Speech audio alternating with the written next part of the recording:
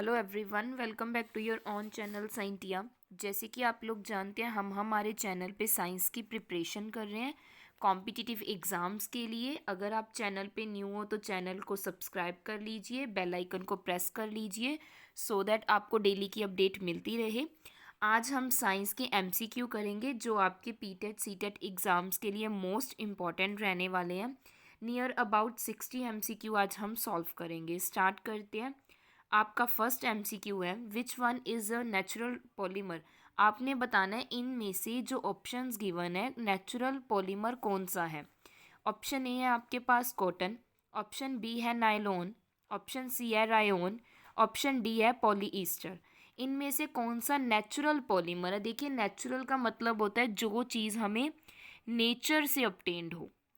जो चीज़ नेचर से हो मीन्स आर्टिफिशियली प्रिपेयर ना की जा सकी हो, उसको नेचुरल बोलते हैं। तो इस क्वेश्चन का राइट आंसर होगा ऑप्शन ए कॉटन, क्योंकि जो कॉटन है वो एक नेचुरल पॉलीमर है। क्लियर। नेक्स्ट बात करेंगे हमारे सेकंड एमसीक्यू की। सेकंड है, proportion of small particles is highest in.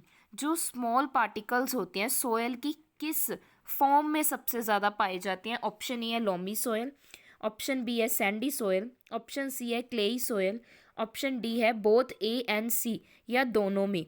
ए और सी ऑप्शन दोनों में पाए जाते हैं। तो आपने बताना है इनमें से राइट ऑप्शन कौन सी है। तो अगर बात करें, देखिए आपको ये सोयल वाला कंसेप्ट ज़रूर करके जाना है क्योंकि इसके बेसिस पे क्वेश्चंस बनते हैं। तो इसका राइट आंसर है ऑप्शन सी क्लेई सोयल। तो इसका राइट आंसर क्या होगा, ऑप्शन सी। हाँ जी, नेक्स्ट बात करेंगे नेक्स्ट क्वेश्चन की। आपका थर्ड क्वेश्चन है, which source book helps in keeping a record of all endangered animals and plants. देखिए ऐसी कौन सी बुक है, कौन सा सोर्स है जिसमें सारा रिकॉर्ड किया हुआ है कि कौन से एनिमल्स क्या है इंडेंजर्स हैं, जो ख़त्म होने वाले हैं या ख़त्म हो रहे हैं। ये क्वेश्चन लास्ट पीटेट एग्ज़ाम में भी आया था, तो इसीलिए ऐसे क्वेश्चंस इंपॉर्टेंट हो जाते हैं। इस क्वेश्चन का ऑप्शन देख लेते हैं। ऑप्शन ए है blue data book, option B है green data book, option C है red data book, option D है ब्लैक डाटा बुक। तो ये मेनली 8th-9th क्लास का क्वेश्चन है जो पीटेट एग्ज़ाम में आया था, तो आपको पता लग ही रहा होगा कैसे एमसीक्यू बनते हैं। इस क्वेश्चन का राइट आंसर क्या है, option C red data book. Next बात करेंगे नेक्स्ट एमसीक्यू की। AIDS is caused by. जो एड्स नाम की डिसीज़ है ये किसकी वजह से होती है, क्या रीज़न है, क्या कारण है। ऑप्शन ए है मॉस्किटो, ऑप्शन बी है बैक्टीरिया, ऑप्शन सी है प्रोटोजोआ, ऑप्शन डी है वायरस। तो आपने बताना है किसकी हेल्प से एड्स डिसीज़। एड डिसीज़ की जो फुल फॉर्म है वो बहुत ज़्यादा इम्पॉर्टेंट है, तो आपको फुल फॉर्म पता होनी चाहिए। एड्स की फुल फॉर्म इम्पॉर्टेंट है जो है एक्वायर्ड अमीनो डेफिशिएंसी सिंड्रोम, पता होनी चाहिए। और ये क्या है, एक वायरस है, वायरस की वजह से होता है, तो इसका ऑप्शन डी हो जाएगा राइट आंसर। क्लियर। नेक्स्ट बात करेंगे नेक्स्ट क्वेश्चन की। नेक्स्ट क्वेश्चन देखिए fifth MCQ. Which bacteria is responsible for nitrogen fixation. जो नाइट्रोजन फिक्सेशन है जो सोयल में एक बैक्टीरिया करता है वो किसकी हेल्प से होता है। ऑप्शन ए है ई कॉली, ऑप्शन बी है राइजोबियम, ऑप्शन सी है स्पायरोगायरियम, ऑप्शन डी है लैक्टोबैकस। देखिए सभी का अपना अपना रोल है। यहाँ पे नाइट्रोजन फिक्सेशन की बात की है जो सोयल में एक बैक्टीरिया करता है एटमॉस्फेयर से नाइट्रोजन लेके। इस क्वेश्चन का राइट आंसर क्या है, ऑप्शन बी राइजोबियम। एक बैक्टीरिया है जो नाइट्रोजन फिक्स करता है किसमें, सोयल में। नेक्स्ट बात करेंगे सिक्स एमसीक्यू की। Insulin hormone is secreted by. जो इंसुलिन हार्मोन है वो किसके द्वारा सिक्रीट किया जाता है। ऑप्शन ए है पेनक्रीज ग्लैंड, ऑप्शन बी है पिट्यूटरी ग्लैंड, ऑप्शन सी है थायराइड ग्लैंड, ऑप्शन डी है एडर्नल ग्लैंड। तो आपने बताना है ऐसा कौन सा ग्लैंड है जो इंसुलिन हार्मोन को सेक्रीट करता है। देखिए जो इंसुलिन हार्मोन है जब ये प्रॉपर वे में वर्क नहीं करता तो डायबिटीज़ नाम की क्या हो जाती है, डिसीज़ हो जाती है, मीन्स शुगर की डिसीज़ हो जाती है। तो इस क्वेश्चन का राइट आंसर की अगर बात करें तो वो है option A pancreas gland. Pancreas gland क्या आएगा, इसका राइट आंसर आएगा। नेक्स्ट बात करेंगे नेक्स्ट एमसीक्यू की, सेवंथ एमसीक्यू देखिए, the conversion of protein waste and ammonia into urea occurs mainly in, जो प्रोटीन वेस्ट एंड अमोनिया उसको हम यूरिया में कन्वर्ट करते हैं, मैं वो किसके द्वारा किया जाता है, ये जो प्रोसीजर है। ऑप्शन ए है किडनी, ऑप्शन बी है लंग्स, ऑप्शन सी है लीवर, ऑप्शन डी है इंटेस्टाइन। तो आपने बताना है ये किसके द्वारा प्रोसीजर किया जाता है। देखिए ये जो मेन रोल है ना कन्वर्ट करने का, यूरिया फॉर्मेशन करने का, ये कौन करता है, लीवर करता है। तो इस क्वेश्चन का राइट आंसर क्या हो जाएगा, ऑप्शन सी हो जाएगा। मैं ज़्यादा एक्सप्लेन नहीं कर रही हूँ एमसीक्यूज़ को, सो दैट आपके एमसीक्यू कवर हो जाएं, क्योंकि डिटेल में हमने वीडियोस में बात की हुई है ऑलरेडी। नेक्स्ट बात करेंगे 8th एमसीक्यू की, an international agreement between governments to save endangered species is, ऐसी कौन सी इंटरनेशनल एग्रीमेंट है जो क्या है, एक अगर बात करें इंडेंजर एनिमल्स को सेव बचाने के लिए काम करती है।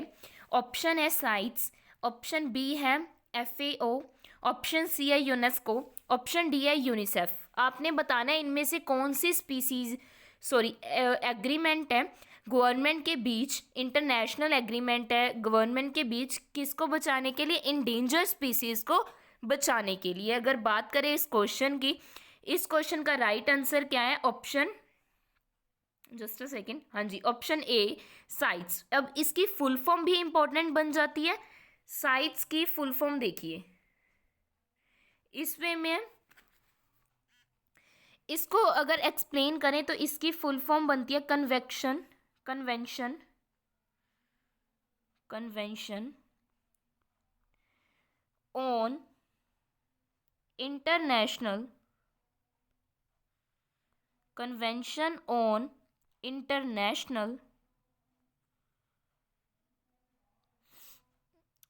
ट्रेड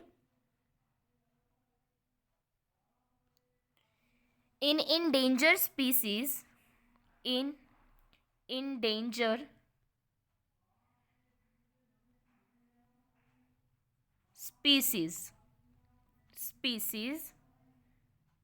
ये क्या है, इसकी फुल फॉर्म है। क्लियर, तो ये आपको पता होनी चाहिए। जब आपको फुल फॉर्म्स पता होंगी तब आप इजीली एमसीक्यू को सॉल्व कर पाते हो। तो 8th क्वेश्चन का राइट आंसर क्या हो जाएगा हमारे पास, ऑप्शन ए हो जाएगा। नेक्स्ट बात करेंगे 9th एमसीक्यू की, ये आपके मिक्स क्वेश्चन होंगे। 9th एमसीक्यू है, which organelle is known as power house of a cell, किसी भी सेल के कौन से ऑर्गेनल को, मीन्स सेल के कौन सा ऑर्गेनल है जिसको पावर हाउस बोला जाता है। ऑप्शन ए है राइबोसम्स, ऑप्शन बी है एंडोप्लाज्मिक रेटिकुलम, ऑप्शन सी है माइटोकॉन्ड्रिया, ऑप्शन डी है न्यूक्लियस। तो देखिए इनके जो नेम्स हैं ये भी आपने याद करके जाने हैं, इनके बेसिस पे क्वेश्चन ज़रूर बनता है। इस क्वेश्चन का राइट आंसर क्या है, option C mitochondria. Clear, next बात करेंगे 10th एमसीक्यू की, neutralization is a reaction between, neutralization किस किस के बीच में रिएक्शन होती है। ऑप्शन ए है 2 एसिड्स के बीच में, ऑप्शन बी है 2 बेसिस के बीच में, ऑप्शन सी है 1 एसिड 1 बेस, ऑप्शन डी है 1 एसिड एंड 1 न्यूट्रल सब्सटेंस। तो आपको न्यूट्रलाइजेशन रिएक्शन पता होनी चाहिए। पहले तो एक्सप्लेन करते हैं। जो न्यूट्रलाइजेशन है वो एक एसिड प्लस बेस जब रिएक्ट करते हैं तो फॉर्मेशन होती है किसकी, साल्ट की एंड वाटर की, 2 चीज़ों की फॉर्मेशन होती है। जैसे अगर मैं बात करूं HCl जो एसिड है, जब इसकी मैं रिएक्शन करवाऊंगी NaOH के साथ तो क्या फॉर्मेशन होगी आपके पास, साल्ट NaCl एंड वाटर की, आप फॉर्म कर सकते हो इससे। तो इससे पता चलता है इसका राइट आंसर क्या हो जाएगा, एसिड एंड बेस। देखते हैं कौन सा ऑप्शन राइट होता है। इस क्वेश्चन का राइट आंसर हो जाएगा option C 1 acid and 1 base. Clear, next question देखिए, स्टिंग कंटेन्स एन एसिड का, जो स्टिंग होती है मीन्स जब एक आंट आपको स्टिंग करती है तो उसमें एक एसिड पाया जाता है, वो एसिड का आपने नेम बताना है। ऑप्शन ए है विनेगर, विनेगर को सिरका भी बोलते हैं पंजाबी में, ऑप्शन बी है common salt NaCl, option C है फॉर्मिक एसिड, ऑप्शन डी है मिल्क ऑफ मैग्नीशिया। तो आपने बताना है स्टिंग में कौन सा एसिड प्रेजेंट होता है। इस क्वेश्चन का राइट आंसर क्या है? Option C formic acid. Ant की स्टिंग में कौन सा एसिड प्रेजेंट होता है? फॉर्मिक। इस क्वेश्चन का राइट आंसर क्या हो जाएगा? ऑप्शन सी हो जाएगा। नेक्स्ट क्वेश्चन देखिए, 12th MCQ। नेक्स्ट है आपका the most commonly use indicator in the laboratory. ऐसा कौन सा इंडिकेटर है लेबोरेटरी में जो कॉमनली यूज किया जाता है? ऑप्शन ए है मिथाइल ऑरेंज, ऑप्शन बी है लिटमस, ऑप्शन सी है फिनोप्थिलीन, ऑप्शन डी है यूनिवर्सल इंडिकेटर। तो आपने बताना है ऐसा कौन सा इंडिकेटर है जो लेबोरेटरी में मोस्टली कॉमनली यूज किया जाता है।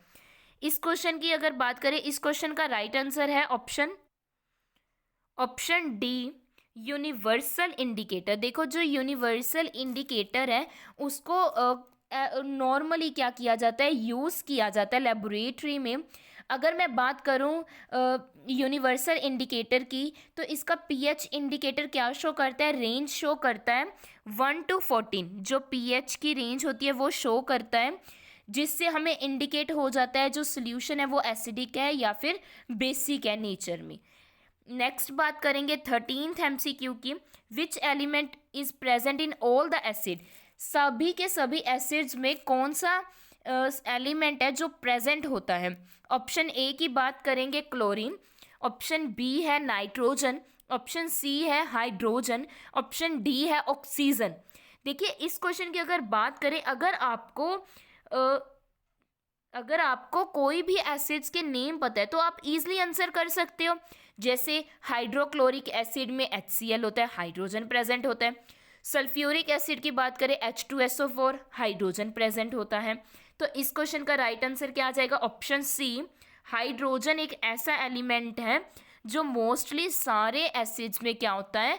प्रेजेंट होता है। नेक्स्ट बात करेंगे नेक्स्ट MCQ की। Metal carbonate on reaction with dilute acid release.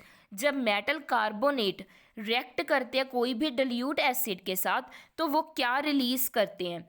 Option A है कार्बन डाइऑक्साइड, ऑप्शन बी है कार्बन मोनोऑक्साइड, ऑप्शन सी है वाटर, ऑप्शन डी है हाइड्रोजन गैस। तो आपने बताना है मेटल कार्बोनेट क्या रिलीज करते हैं। देखिए मेटल कार्बोनेट जब भी डिल्यूट एसिड के साथ रिएक्ट करते हैं तो वो कार्बन डाइऑक्साइड को रिलीज करते हैं। तो इस क्वेश्चन का राइट आंसर क्या आ जाएगा? ऑप्शन ए आ जाएगा। नेक्स्ट देखिए हमारा 15th MCQ। In general salts होते क्या जनरल वे में अगर बात करें?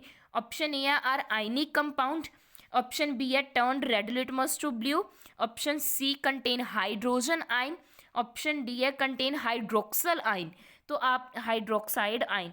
तो साल्ट क्या होते हैं? देखिए अगर आपको थोड़ा सी भी नॉलेज है साल्ट्स के बारे में तो ईजिली आंसर कर सकते हो। साल्ट तो न्यूट्रल होते हैं, कलर लिटमस पेपर चेंज ही नहीं करेंगे।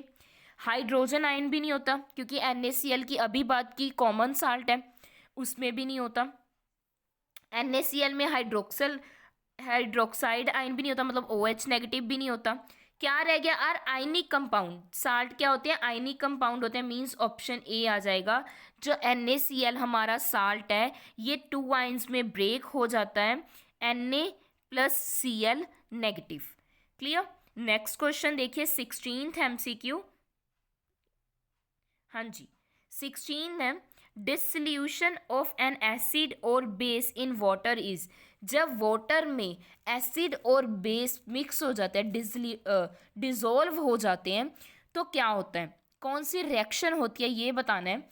ऑप्शन ए है एक्सोथर्मिक, ऑप्शन बी है endothermic, option C violent reaction हो जाती है, option D none of these. इनमें से कोई भी रिएक्शन नहीं होती। देखिए जब भी एसिड और बेस रिएक्ट करते हैं तो एक्सोथर्मिक रिएक्शन होती है, हीट रिलीज होती है। तो इस क्वेश्चन का राइट आंसर क्या हो जाएगा? ऑप्शन ए हो जाएगा। नेक्स्ट MCQ देखिए 17th। Water contain more H positive ion than OH negative ion.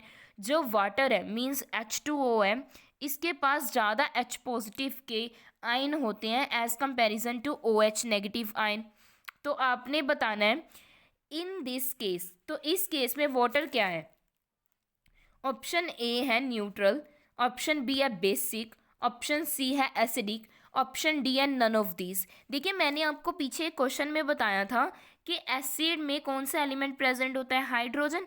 अगर हाइड्रोजन की अमाउंट मैं वाटर में बढ़ा देती हूँ तो वो क्या बन जाएगा, एसिडिक नेचर का बन जाएगा। तो इस क्वेश्चन का राइट आंसर क्या हो जाएगा, ऑप्शन सी हो जाएगा। नेक्स्ट क्वेश्चन देखिए 18th MCQ, when an acid react with a base, जब एसिड बेस के साथ रिएक्ट करता है तो कौन सा कंपाउंड फॉर्म होता है। मैंने अभी करवाया जस्ट आपको, रिएक्शन भी करवाई एसिड और बेस के बीच में। ऑप्शन ए है वाटर ओनली, ऑप्शन बी है metal oxide only, option C है a salt only, option D है a salt and water. Salt भी बनता है और वाटर भी बनता है, तो ईजिली आपको पता ही होगा इस क्वेश्चन का राइट आंसर क्या है, option D, salt and water की फॉर्मेशन होती है जब भी एसिड एंड बेस आपस में रिएक्ट करते हैं। क्लियर। नेक्स्ट क्वेश्चन देखिए आपका 19th MCQ, non metal, non metal when mixed with metal forms, जब नॉन मेटल मेटल के साथ मिक्स हो जाते हैं तो क्या फॉर्म करते हैं। ऑप्शन ए है नेगेटिवली चार्ज स्पीसीज फॉर्म करते हैं, ऑप्शन बी है न्यूट्रल स्पीसीज फॉर्म करते हैं, मींस जिसमें कोई भी चार्ज आयन चार्ज ना हो, वो न्यूट्रल हो, ऑप्शन सी है पॉजिटिवली चार्ज स्पीसीज फॉर्म करते हैं, ऑप्शन डी है अमलगम फॉर्म करते हैं। तो आपने बताना है इस क्वेश्चन का राइट आंसर क्या है।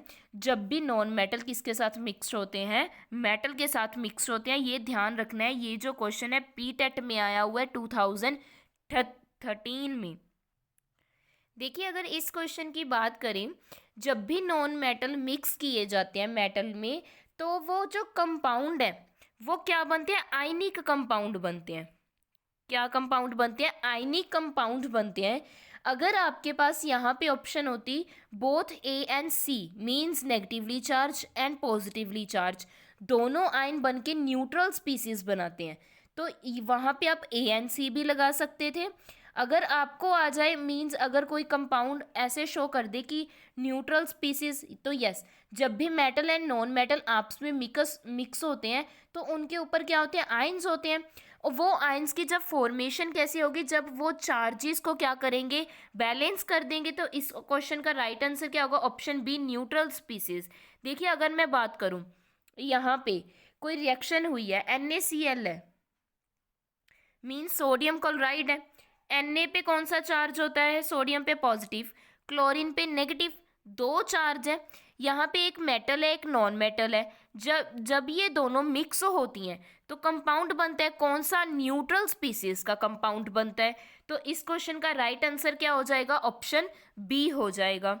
नेक्स्ट MCQ देखिए, the food cans are coated with tin and not with zinc because, जो फूड कैन है वो कोट किए जाते हैं टिन के साथ, टिन मेटल के साथ, बट जिंक के साथ कोट नहीं किए जाते, बिकॉज द जिंक क्यों ऐसा क्या रीज़न है कि जो जिंक के साथ कोट नहीं किए जाते।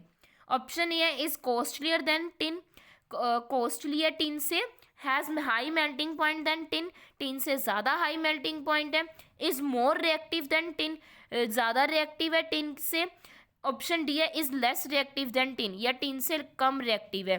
पहले तो ये ध्यान रखना है कि ये PTET एग्जाम में आया हुआ है, तो इसलिए ये क्वेश्चन इंपॉर्टेंट हो जाता है। तो इस क्वेश्चन का राइट आंसर क्या है, ऑप्शन सी, जो जिंक है वो ज़्यादा रिएक्टिव है as comparison to tin. Next बात करेंगे 21th MCQ की, non metal when mixed with metal, I think ये रिपीट हो चुका है, यस ये रिपीट हो चुके हैं दोनों क्वेश्चंस। 23rd देखते हैं, out of the following which is not an alloy, इनमें से कौन सा अलॉय नहीं है, नॉट का मतलब है नहीं है, अलॉय नहीं है।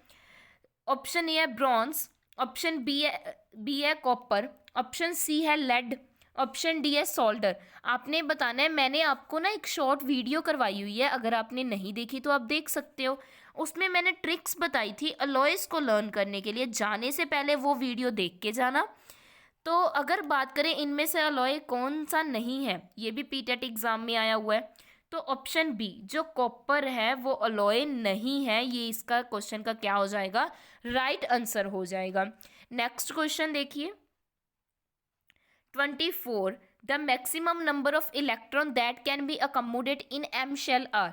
एम शेल में ज़्यादा से ज़्यादा कितने इलेक्ट्रॉन्स अकोमोडेट हो सकते हैं? ऑप्शन ए है 2, ऑप्शन बी है 8, ऑप्शन सी है 18, ऑप्शन डी है 32। देखिए जो ये शेल हैं ये किसके बेसिस पे है, पहले मैं ये बता देती हूँ, फिर आपके लिए करना इजी हो जाएगा। देखिए न्यूक्लियस के अराउंड ऐसे शेल बनते हैं, अंदर वाले को बोलते हैं के शेल, देन आउटर वाले को एल, उससे आउटर मोस्ट को एम। इस वे में इनकी क्या चलती है, सीक्वेंस चलती है। तो आपने बताना है जो एम है, मीन्स जो मैंने अभी यहाँ पे ड्रा किया है, इसमें सबसे ज़्यादा कितने इलेक्ट्रॉन प्रेजेंट हो सकते हैं। तो अगर बात करें इस क्वेश्चन की, तो इस क्वेश्चन का राइट आंसर क्या है, ऑप्शन सी 18 हो सकते हैं। 18 इलेक्ट्रॉन सबसे ज़्यादा इसमें प्रेजेंट हो सकते हैं। अगर मैं पूछूं इनर वाले में, तो उसमें कितने होंगे, के में 2 इलेक्ट्रॉन्स होंगे, 2 8 18, इस वे में सीक्वेंस होती है। नेक्स्ट बात करेंगे 25th MCQ की। अगर Z अटोमिक नंबर है, ए आपके पास मास नंबर है, द नंबर ऑफ इलेक्ट्रॉन, तो आप नंबर ऑफ इलेक्ट्रॉन कैसे निकालोगे, ये एक फॉर्मूला है, आपको पता होना चाहिए। सॉरी, ऑप्शन ए है ए प्लस जेड, ऑप्शन बी है ए माइनस जेड, ऑप्शन सी है जेड माइनस ए, ऑप्शन डी है जेड। यहाँ पे मैं आपको एक चीज़ बताना चाहती हूँ, ध्यान से समझिएगा। जितने नंबर ऑफ इलेक्ट्रॉन है वो किसके इक्वल होंगे, एटॉमिक नंबर के। नंबर ऑफ इलेक्ट्रॉन किसके इक्वल होंगे, एटॉमिक नंबर के। तो यहाँ पे एटॉमिक नंबर को रिप्रेजेंट किससे किया हुआ है, जेड से। तो इस क्वेश्चन का राइट आंसर क्या आ जाएगा, ऑप्शन डी आ जाएगा। क्लियर। नेक्स्ट क्वेश्चन देखिए 26 MCQ। 26 में क्या कहा गया है, if Z represent atomic number, A represent mass number, number of neutrons कैसे पता कर सकते हो आप। ऑप्शन ए है ए प्लस जेड करके, ऑप्शन बी है ए माइनस जेड करके, ऑप्शन सी है जेड माइनस ए करके, ऑप्शन डी है अकेला जेड। देखिए अकेला जेड तो क्या रिप्रेजेंट कर रहा था, नंबर ऑफ इलेक्ट्रॉन्स, बट अगर आपने नंबर ऑफ न्यूट्रॉन्स करने हैं तो आप मास नंबर में से एटॉमिक नंबर को माइनस कर दोगे, मीन्स ए माइनस जेड। इस क्वेश्चन का राइट आंसर है जो कौन सा है, ऑप्शन बी। ऑप्शन बी क्या है इस क्वेश्चन का राइट आंसर है। नेक्स्ट देखिए 27th, protium deuterium tritium are isotopes of. Protium deuterium tritium किसके आइसोटॉप्स हैं। ऑप्शन ए है रोहेडियम, ऑप्शन बी है सोडियम, ऑप्शन सी है हाइड्रोजन, ऑप्शन डी है helium. I think easiest question है, पता होना चाहिए। ये तीनों के तीनों आइसोटॉप्स किसके हैं, हाइड्रोजन के। इस क्वेश्चन का राइट आंसर क्या हो गया, ऑप्शन सी हो गया। नेक्स्ट देखिए 28th MCQ। आइसोटॉप्स होते क्या हैं। Isotopes of an element have. Isotopes होते क्या हैं, ऑप्शन ए है सेम नंबर ऑफ न्यूट्रॉन, जिनके सेम नंबर ऑफ न्यूट्रॉन हो। ऑप्शन बी है सेम नंबर ऑफ प्रोटॉन, जिनके प्रोटॉन सेम हो। ऑप्शन सी है डिफरेंट नंबर ऑफ न्यूट्रॉन्स, जिनके डिफरेंट नंबर ऑफ न्यूट्रॉन्स हो। ऑप्शन डी है बोथ ए एंड सी, या ए एंड सी दोनों ही राइट हैं। देखिए आइसोटॉप की अगर सिंपल डेफिनेशन की बात करें तो क्या होते हैं, जिसके same number of, same atomic number हो बट डिफरेंट क्या हो, मास नंबर हो।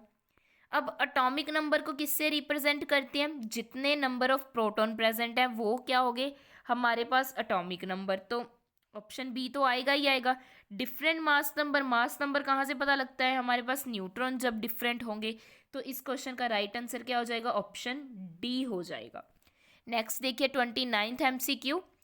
Particles of alpha rays are made up of. जो अल्फा रेज के पार्टिकल्स हैं वो किससे बनते हैं। ऑप्शन ए है न्यूट्रॉन से, ऑप्शन बी है प्रोटॉन से, ऑप्शन सी है हीलियम के न्यूक्लियाई से, ऑप्शन डी है इलेक्ट्रॉन से। तो अल्फा रेज के जो पार्टिकल्स हैं वो किससे बनते हैं ये बताना है आपने। देखिए जो अल्फा रेज के पार्टिकल्स हैं वो कैसे बनते हैं, वो बनते हैं जब क्या है उसके पास 2 प्रोटॉन हो एंड 2 न्यूट्रॉन हो। किसी भी एटम के पास 2 प्रोटॉन हो और 2 न्यूट्रॉन हो, मीन्स 4 चीज़ें प्रेजेंट हो, तब क्या बनाते हैं वो पार्टिकल्स ऑफ अल्फा पार्टिकल, उससे बनते हैं। तो अब न्यूट्रॉन्स भी सिंगल नहीं आएगा, प्रोटॉन्स भी नहीं आएगा, हीलियम न्यूक्लियस इसका राइट आंसर होगा ऑप्शन सी, क्योंकि जो हीलियम न्यूक्लियाई है इसमें 2 प्रोटॉन प्रेजेंट होते हैं और 2 न्यूट्रॉन प्रेजेंट होते हैं। नेक्स्ट बात करेंगे 30th MCQ की।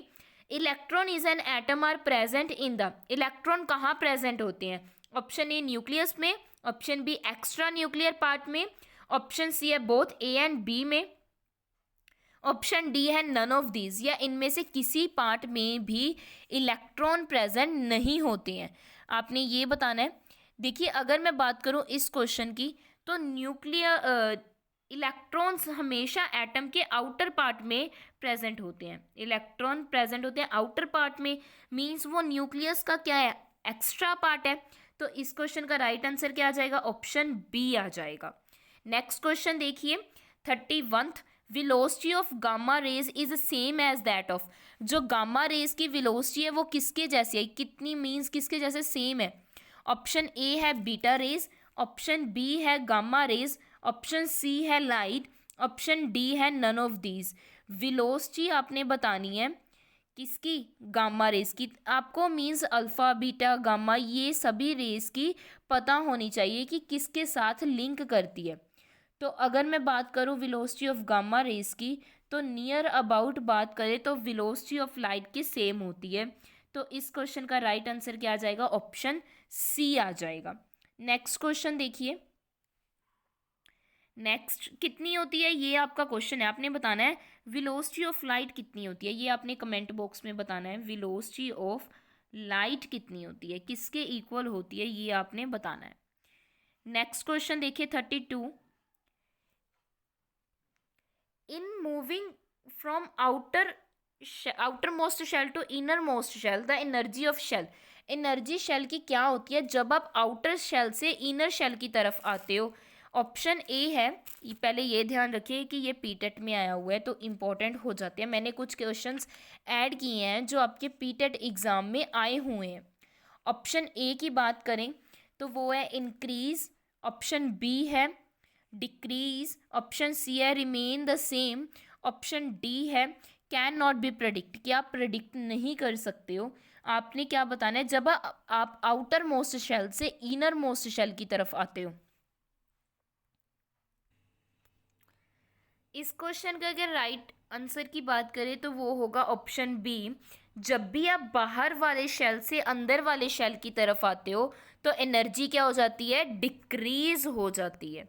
नेक्स्ट क्वेश्चन देखिए 33 question, Rutherford's alpha particle scattering experiment was responsible for the discovery of, जो रदरफोर्ड का अल्फा पार्टिकल वाला एक्सपेरिमेंट है वो किस चीज़ के लिए रिस्पॉन्सिबल है? मींस क्या रिजल्ट निकला, क्या आउटकम आई?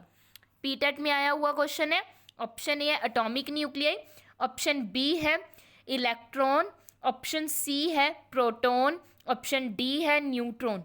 तो आपने बताना है कि रदरफोर्ड्स के एक्सपेरिमेंट से क्या कंक्लूड हुआ। 9th क्लास का क्वेश्चन है ये। तो इस क्वेश्चन का राइट आंसर क्या हो जाएगा? ऑप्शन ए, एटॉमिक न्यूक्लियस के बारे में पता चला था, न्यूक्लियस के बारे में जब रदरफोर्ड ने एक्सपेरिमेंट किया था, क्योंकि जो रेस थी वो स्ट्राइक होके कुछ वापस आ रही थी, उसी वे में कुछ कुछ एंगल पे क्या हो रही थी, मींस मुड़ रही थी या उसकी एंगल पे बेंड कर रही थी। तो इस वे में क्या हो रहा था? एक्सपेरिमेंट किया गया था, तो इससे न्यूक्लियस का पता चला था। नेक्स्ट बात करेंगे 34th MCQ की, if 1 neutron is added to helium nucleus, तो क्या रिजल्ट आएगा अगर एक न्यूट्रॉन को ऐड कर दिया जाए हीलियम न्यूक्लियस में? ऑप्शन ए है वो लिथियम बन जाएगा, ऑप्शन बी है हीलियम ही रहेगा, ऑप्शन सी है हाइड्रोजन बन जाएगा, ऑप्शन डी कार्बन बन जाएगा। अगर एक न्यूट्रॉन आप ऐड कर देते हो हीलियम न्यूक्लियस पे तो वो हीलियम ही रहेगा। इस क्वेश्चन का राइट आंसर क्या होगा? बी, क्योंकि न्यूट्रॉन पे कोई भी चार्ज नहीं होता, वो चार्ज चेंज नहीं करता। नेक्स्ट है 35th MCQ, which of the following has maximum number of atoms, सबसे ज़्यादा नंबर ऑफ एटम्स किसके पास है? पीटेट एग्जाम में आया हुआ है, 2013 में आया हुआ है। ऑप्शन ए है 1 gram of carbon dioxide, option B है 1 gram of nitrogen, option C है 1 gram of hydrogen, option D है 1 ग्राम ऑफ मीथेन। तो आपने बताना है मैक्सिमम नंबर ऑफ एटम्स किस में प्रेजेंट है। क्लियर। तो इसको ना आप करके भी देख सकते हो, मीन्स सॉल्व कर सकते हो अगर आप कभी कंफ्यूज हो जाओ। तो अगर बात करें इस क्वेश्चन की तो आप इजीली सॉल्व कर सकते हो, एज अ न्यूमेरिकल भी आप सॉल्व कर सकते हो। इसमें बात करेंगे, देखिए एक एक को सॉल्व करके देखते हैं क्या फॉर्मूला होता है अगर बताएं तो। अगर आपने मैक्सिमम नंबर ऑफ एटम्स निकालने हैं, नंबर ऑफ एटम्स निकालने हैं, मान लीजिए पहले निकालेंगे 1 ग्राम ऑफ कार्बन डाइऑक्साइड में, तो इसका क्या आ जाएगा गिवन मास, मींस आपका कितना दिया हुआ है 1। नीचे क्या आ जाएगा मोलिक्यूलर मास या एटॉमिक मास जो कार्बन डाइऑक्साइड का है। ठीक है जी, कितना है कार्बन डाइऑक्साइड का, कार्बन का कितना मास होता है 12, ऑक्सीजन का 2 मॉलिक्यूल्स का कितना हो जाएगा 32, कितना हो जाएगा 44, 1/44, सॉरी फॉर डिस्टर्बेंस, इनटू क्या आ जाएगा हमारा एवोगैड्रो नंबर, जिसको मैं Na ही लिखूंगी। क्लियर। तो आप इतना कर सकते हो। नेक्स्ट आप लिख सकते हो 1 ग्राम ऑफ नाइट्रोजन का N2 का, वो भी क्या हो जाएगा 1/ नाइट्रोजन का मास कितना होता है 7 नियर अबाउट, अगर 2 है तो 1 का 14 to 28 हो जाएगा, into Avogadro number Na। Then आप निकाल सकते हो हाइड्रोजन का, 1 ग्राम ऑफ हाइड्रोजन क्या आ जाएगा given mass, atomic mass hydrogen का कितना होता है /2 इंटू एवोगैड्रो नंबर। देन आपने निकालना है किसका था फोर्थ, मीथेन का, 1 ग्राम ऑफ मीथेन CH4, और इसका अगर बात करें गिवन कितना है हमारे पास 1, कार्बन का कितना है हमारे पास 12, 4 किसका हो गया, अगर 2 हाइड्रोजन का 2 है तो 4 का कितना हो जाएगा हमारे पास, अगर बात करें 4 कितना हो गया 12 + 4, सॉरी 12 + 4 16 हो गया, इनटू क्या हो गया एवोगैड्रो नंबर। आप इन सब की कैलकुलेशन करके देख सकते हो। तो इस क्वेश्चन का जो राइट आंसर बनेगा वो आपका बनेगा ऑप्शन सी बनेगा, 1 ग्राम ऑफ हाइड्रोजन क्या हो जाएगा राइट आंसर, जिसमें सबसे ज़्यादा नंबर ऑफ एटम्स प्रेजेंट है। नेक्स्ट बात करेंगे 36 की, the substance that doesn't have defined shape but definite mass, mass तो प्रॉपर है डेफिनाइट है बट उसकी शेप डेफिनाइट नहीं है।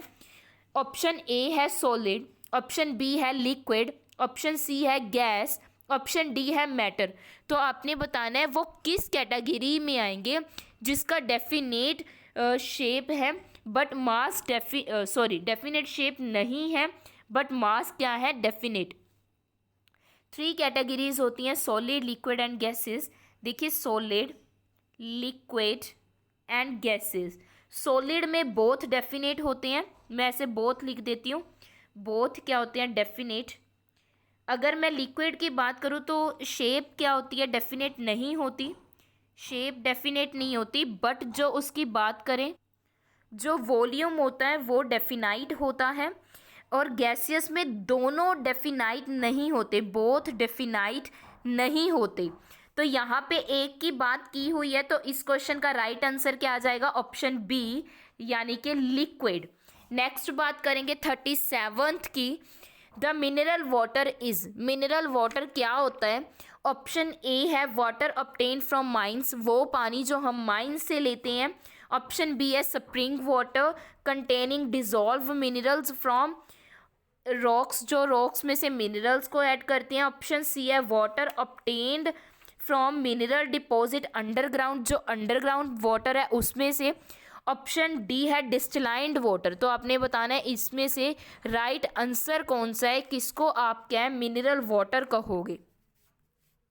देखिए मिनरल वाटर उसको बोलते हैं जिसमें कुछ क्या है मिनरल्स डिजोल्व हो, मिक्स हो, कहाँ से रॉक्स से।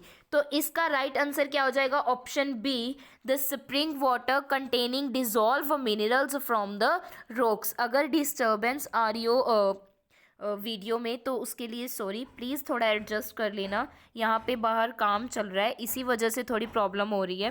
नेक्स्ट बात करेंगे नेक्स्ट क्वेश्चन की 38th MCQ की, what percentage of earth surface is covered with water.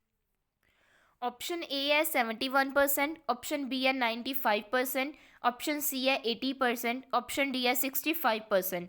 तो आपने बताना है अर्थ सरफेस पे कितना परसेंटेज ऑफ वाटर प्रेजेंट है।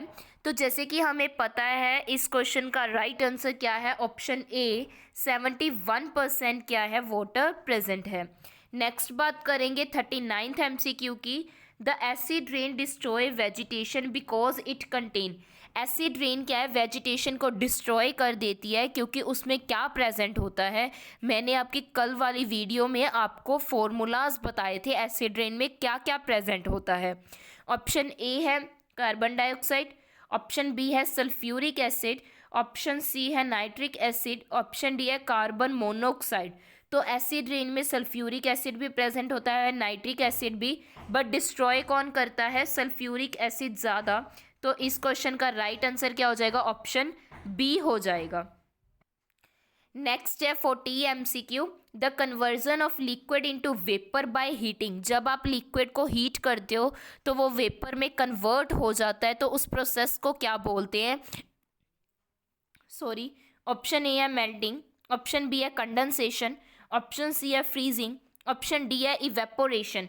तो ये इंपॉर्टेंट है कि कन्वर्जन आपको पता होना चाहिए।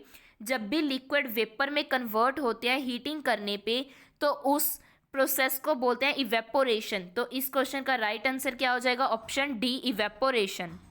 नेक्स्ट क्वेश्चन पे चलते हैं। नेक्स्ट क्वेश्चन देखिए हमारे पास 41। देखिए 41 क्वेश्चन क्या कहते हैं, which of the following is commonly known as shooting star. किसको कहा जाता है, पीटेट में आया हुआ है क्वेश्चन ये, और मैंने ये यूनिवर्स चैप्टर में भी करवाया था। ऑप्शन ए है विनस को, ऑप्शन बी है मेट्रॉयड्स को, मेट्रॉयड्स, ऑप्शन सी हेलिकॉमेट्स, ऑप्शन डी पोल स्टार। तो आपने बताना है हम शूटिंग स्टार्स किनको बोलते हैं। मेनली ये जब मैंने MCQ करवाए थे ना, तब आप देख लेना डिस्कस किया था, ये पीटेट एग्ज़ाम में भी आया हुआ है। तो इस क्वेश्चन का राइट आंसर क्या होगा, ऑप्शन बी मेट्रॉयड्स। नेक्स्ट बात करेंगे 42 की। There is no atmosphere on the moon because. Moon पे कोई भी एटमॉस्फेयर प्रेजेंट नहीं है, रीज़न क्या है। ये भी देखिए पीटेट 2011 में आया हुआ है।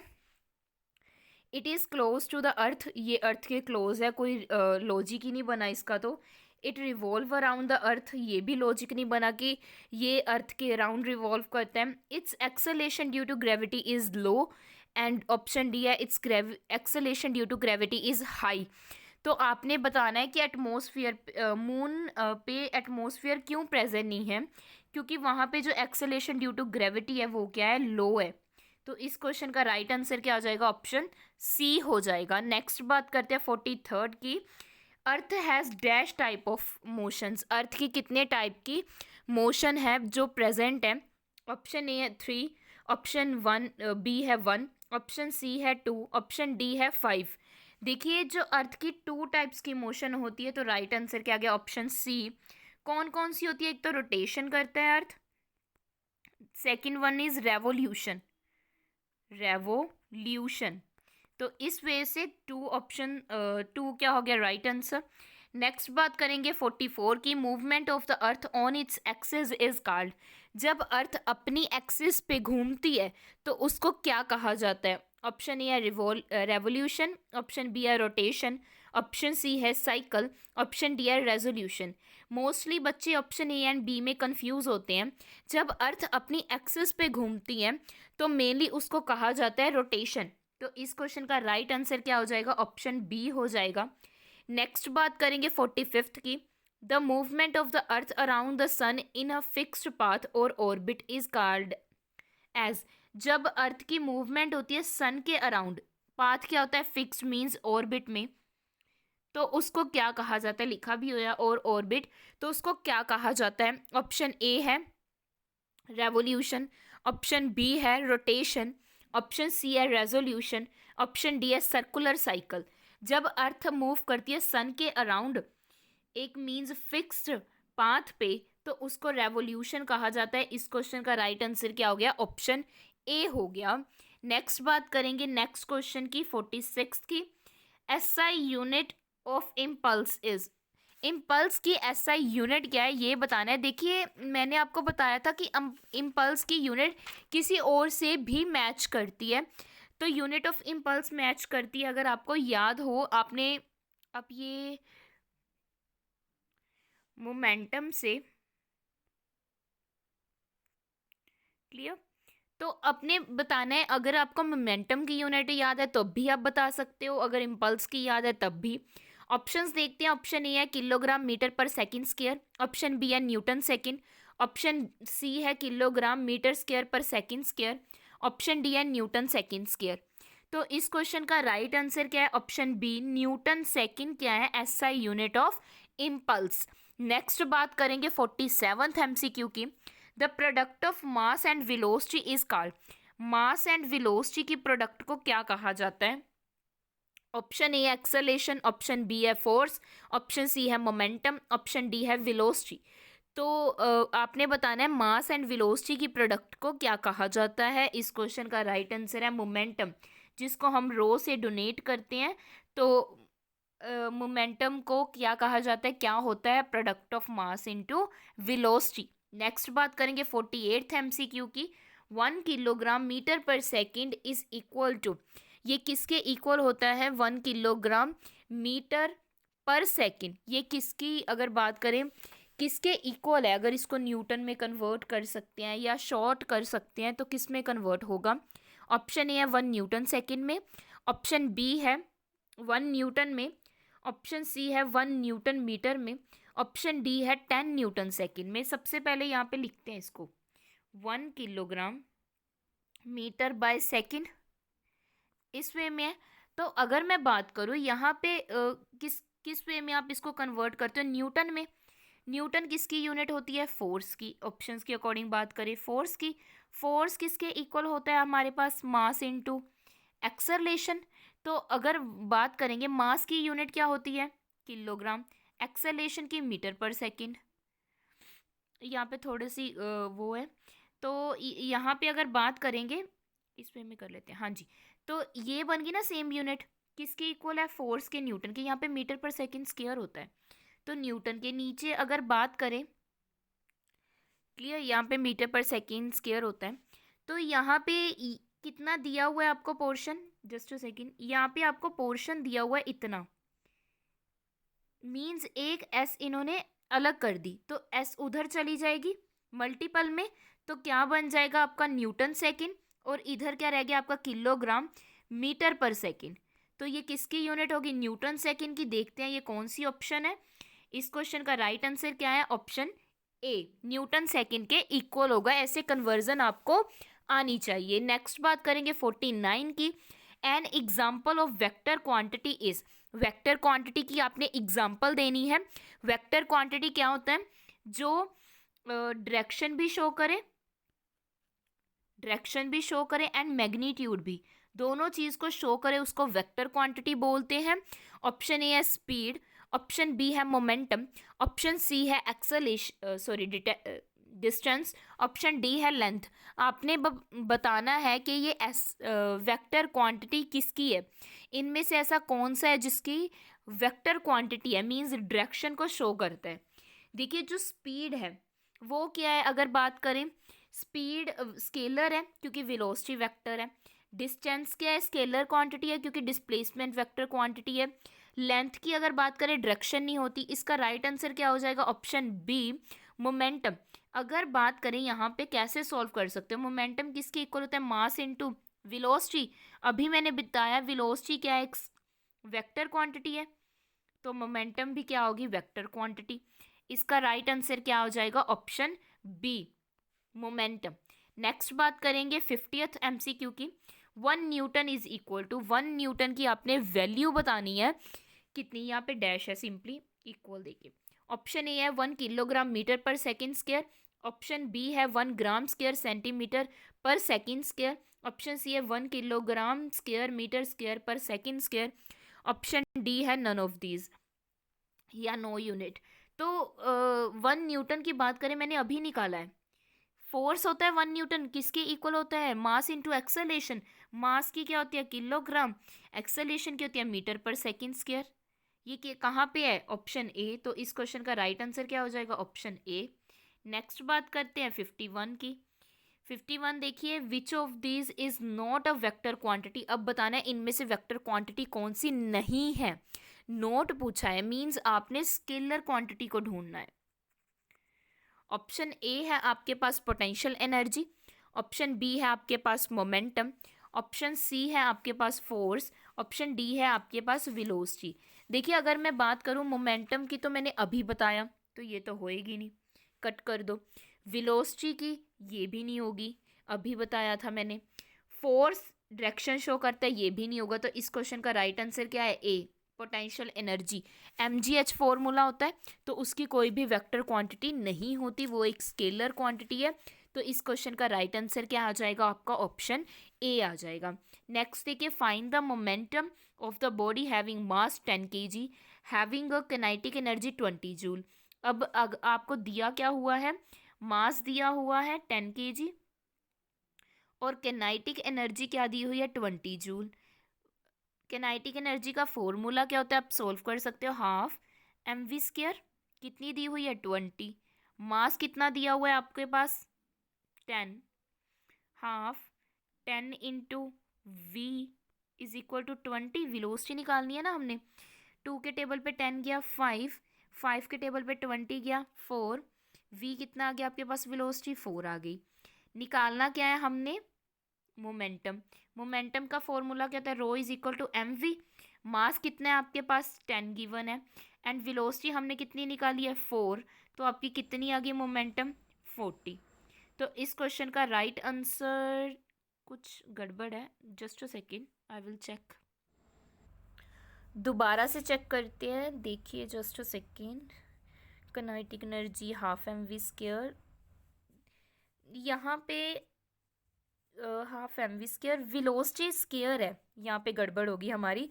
यहाँ पे हमने वी स्क्वायर आएगा, just a second, v square. तो वी किसके इक्वल आ जाएगा आपका? 2 के इक्वल आ जाएगा। सॉरी, यहाँ पे गड़बड़ हो गई थी। तो यहाँ पे आपकी वेलोसिटी कितनी है? 2। तो आंसर क्या आ जाएगा आपका? 20। देखते हैं अब ये, हाँ जी, ये अब ठीक है, ये है आपका ऑप्शन बी। नेक्स्ट बात करेंगे 53 MCQ की। A nuclear reactor generate electricity by using. Nuclear reactor energy को इलेक्ट्रिसिटी को जनरेट करती है किस चीज़ को यूज़ करके? ऑप्शन ए है आपके पास थर्मल एनर्जी, ऑप्शन बी है आपके पास न्यूक्लियर एनर्जी, ऑप्शन सी है आपके पास मैकेनिकल एनर्जी, ऑप्शन डी है आपके पास पोटेंशियल एनर्जी। कभी भी कंफ्यूज नहीं होना है, देखिए क्वेश्चन में ही पड़ा हुआ है। न्यूक्लियर रिएक्टर है, एनर्जी कहाँ से जनरेट करेगा? न्यूक्लियर एनर्जी से। तो इस क्वेश्चन का राइट आंसर क्या हो गया? ऑप्शन बी हो गया। नेक्स्ट देखिए 54 MCQ। Cuscuta is an example of, किसकी एग्जाम्पल है? पीटेट में आया हुआ है, मैंने अभी 1-2 दिन पहले करवाया था आपको।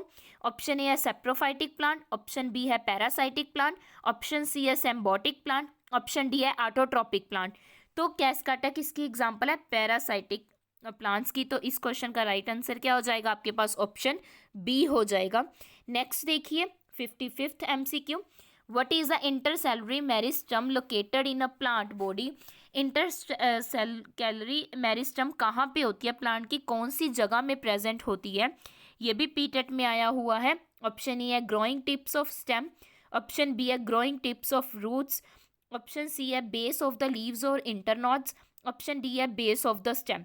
आपने बताना है इंटरसेलुलर मेरिस्टम कहाँ पे लोकेट करती है। इस क्वेश्चन का राइट आंसर है ऑप्शन सी, कहाँ पे प्रेजेंट होती है? बेस ऑफ द लीव्स में और इंटरनोड्स में। नेक्स्ट बात करेंगे 56 MCQ की। The temperature at which a magnet is demagnetized is called.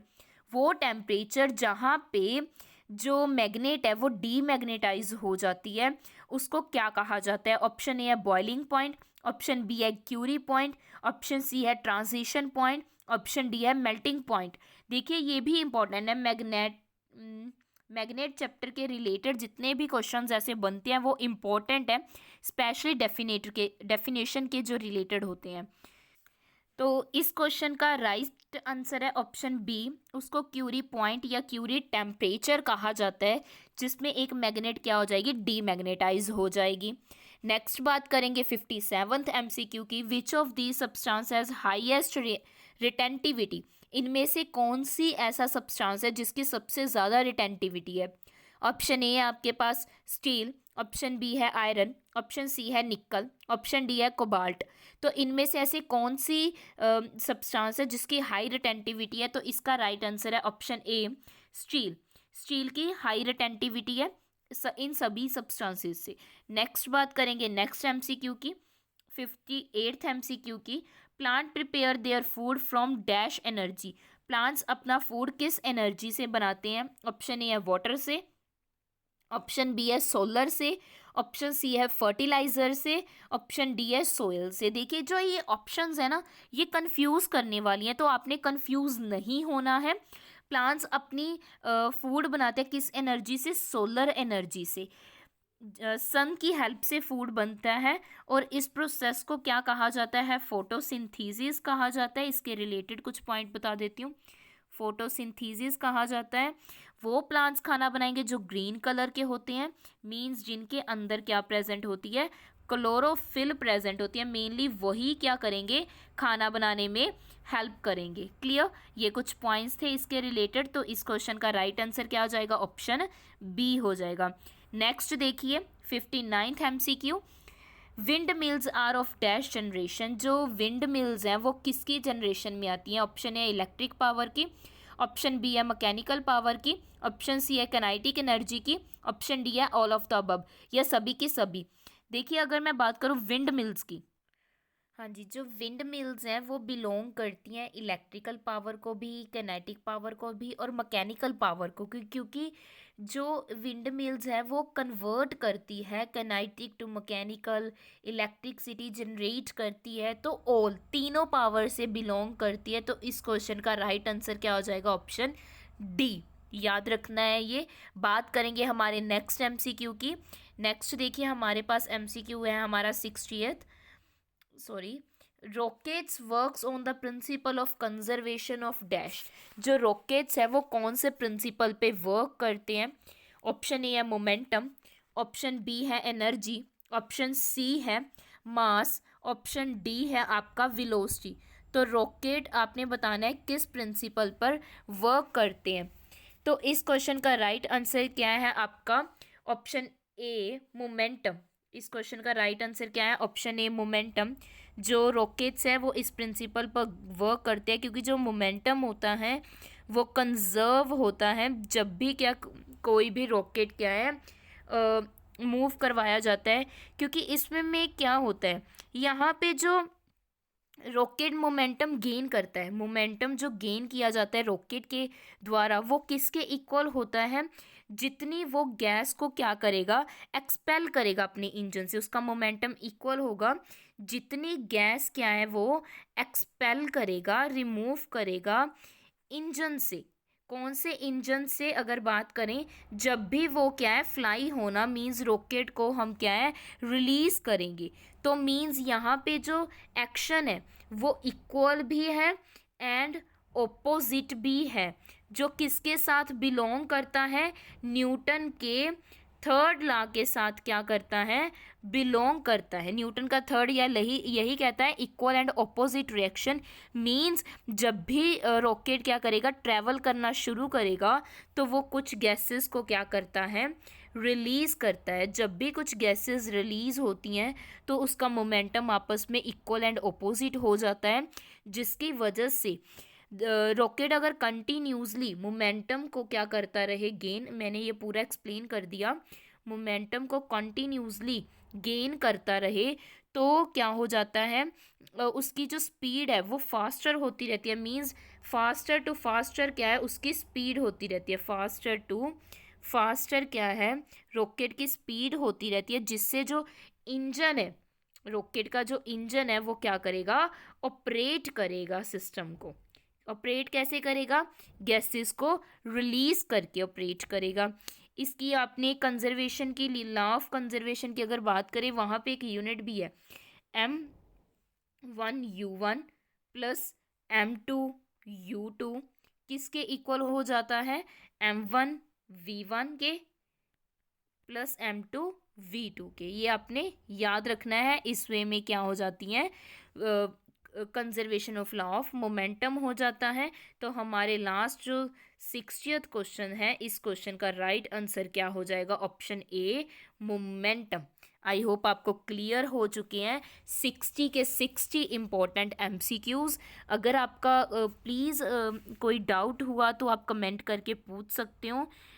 ये जो वीडियो बनाने की अगर बात करें, वीडियो बनाने में बहुत टाइम लगता है। मैं आपको बताती हूँ, वीडियो को पहले प्रिपेयर करना पड़ता है, फिर मैं उस पर रिप्रेजेंट करती हूँ, मीन्स बहुत टाइम लगता है, बहुत मेहनत लगती है।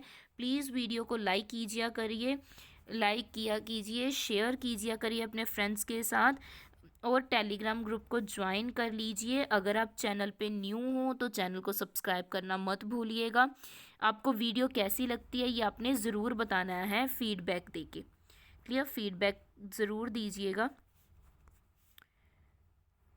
Thank you so much.